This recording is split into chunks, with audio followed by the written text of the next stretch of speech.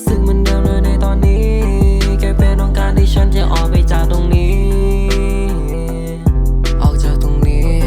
ออกจากตรงนี้ yeah ฉันคงไม่รู้สึกเหมือนเดิมเลยในตอนนี้ทุกครั้งที่ผ่านก็โดนเธอย้อนก็โดนเธอทิ้งก็โดนเธอทิ้งก็โดนเธอทิ้ง ฉันก็ไม่ได้ต้องการให้รักของเรากลับมาเป็นเหมือนเดิมฉันแค่ต้องการความรู้สึกของฉันมันแรกที่เหมือนเดิมมันก็ไม่มีอะไรไปไกลได้มากกว่านี้เพราะความสัมพันธ์ของเราสองคนมันคงจะยุติตรงนี้ลงและฉันก็ไม่รู้ว่าฉันต้องทำยังไงให้ความรู้สึกของฉันมันกลับมาเหมือนเดิมให้เป็นวันแรกที่ไม่ได้เจอแต่ว่าความรู้สึกของฉันตอนนี้เขาจะเบื่อฉันต้องทำยังไงให้ความรู้สึกฉันกลับมาเหมือนเดิมกลับมาเหมือนเดิม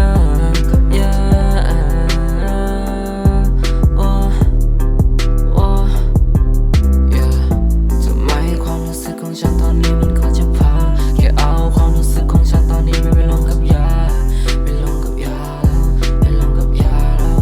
พอดเรดซี yeah yeah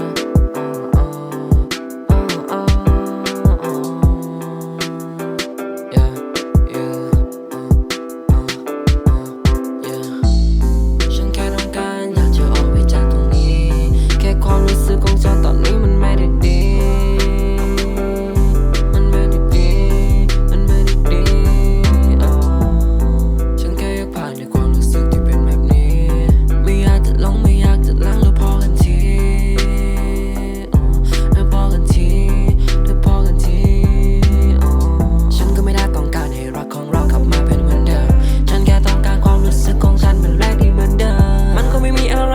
ได้มากกว่านี้เพราะความสัมพันธ์ของเราสองคนมันคงจะยุติตรงนี้ลงและฉันก็ไม่รู้ว่าฉันต้องทำยังไงให้ความรู้สึกของฉันมันกลับมาเหมือนเดิมให้เป็นวันแรกที่ไม่ได้เจอ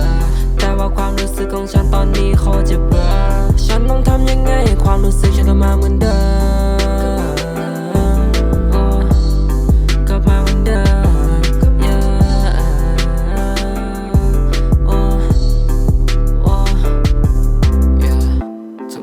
ความรู้สึกของฉันตอนนี้มันก็จะพาแค่เอาความรู้สึกของฉันตอนนี้ไม่ไปลงกับยา